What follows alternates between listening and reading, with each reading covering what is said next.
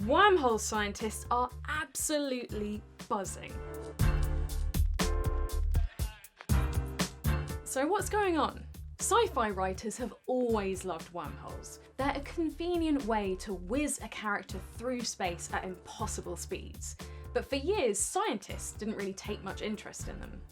Luckily, there has been a recent boom in wormhole research. So what's happening? Could we one day travel through a wormhole? And what would happen if we did? Let's explore the unexplored. Let's start with what a wormhole actually is. You've probably got an image like this in your mind, a tunnel or a bridge. And that's exactly what it is. A bridge between two parts of the universe. One way of thinking about a wormhole is almost like two black holes back to back. The black holes warp the fabric of space-time so much that it completely bends back in on itself, and the openings can allow you to pass straight through from one point to another. To understand how these sci-fi-like wormholes might work, we first need to understand the traditional idea of a wormhole. One that's equally as interesting, but perhaps a little less useful for space travel. A non-traversable wormhole.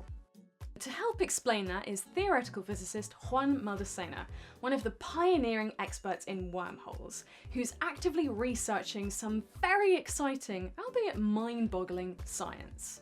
So a non-traversable wormhole is a bit like this picture of the tunnel.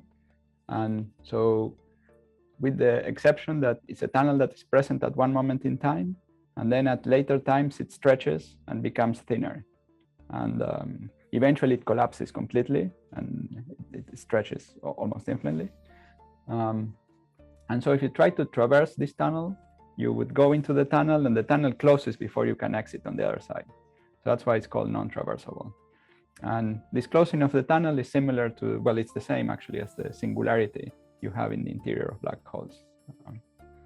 And so if you try to go through this tunnel, you would die. So it's not recommendable to, it's not recommended. Right, so this doesn't seem like the most practical wormhole in the world. There would have been a lot of very short sci-fi films if the leading character just hopped into one and immediately died. On the other hand, you could binge watch all of Doctor Who in about 5 minutes. So how could we make one that we could actually travel through? The previous thinking was that wormholes would immediately collapse because they're so inherently unstable. What was missing was some sort of matter that would prop the wormhole open long enough to travel through.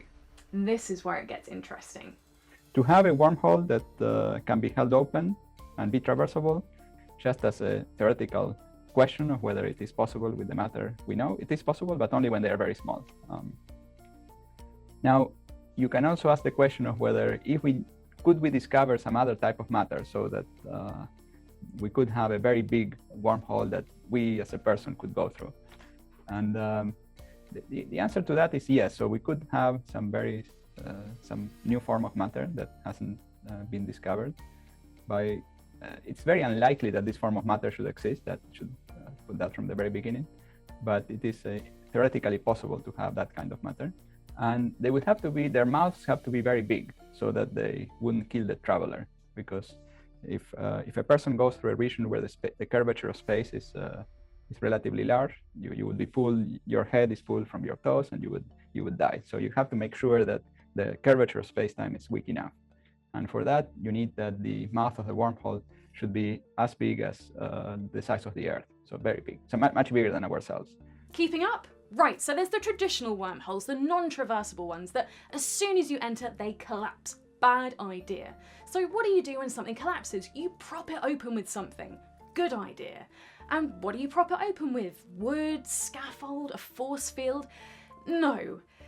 A weird type of matter that opposes the force of gravity that stops the wormhole from collapsing.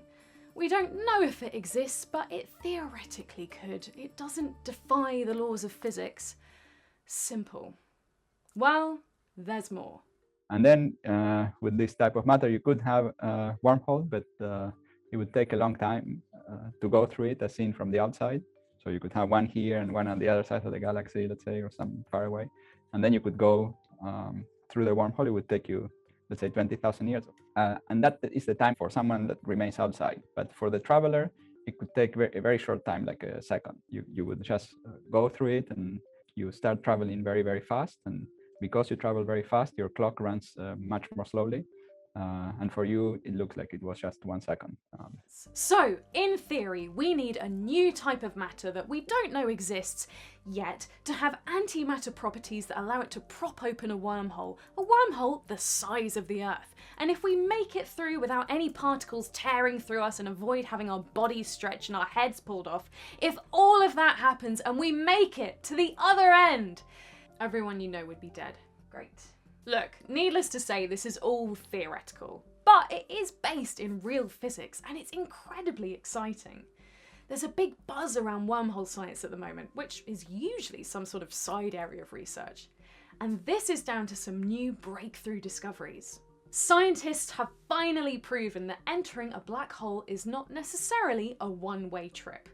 While this probably won't help with the issue of travelling through a wormhole, it does stop the laws of quantum mechanics from breaking, which is a big relief to a lot of people. There's a development that has happened in the last couple of years where people have realized that something similar to wormholes are responsible for getting the information out of black holes. So there was this famous information problem for black holes, that you can send information to a black hole and the black hole would emit Hawking radiation that apparently has no information.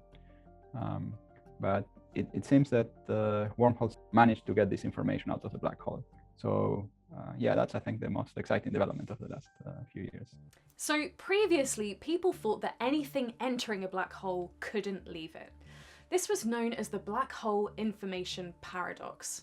Even though black holes emit radiation, Stephen Hawking suggested that this radiation didn't contain any of the information pertaining to what went into the black hole. I discovered that black holes are not that black after all. They give off what has been called Hawking radiation. Because of this emission, black holes will lose mass and eventually evaporate completely. The Hawking radiation seemed to be random and featureless, so it appeared that all the information about what fell in the black hole was lost. However, new studies suggest otherwise, that in fact you can decode information coming out of a black hole and it's not lost forever. So, wormholes could exist, and they're far more weird and complex than movies would allow you to believe. Okay, they're far less practical, but when has practical ever been fun? So, if you're ever hurtling through outer space, headed towards the barrel of a wormhole, and you previously would have thought about going in, you'll be pretty glad you've seen this video.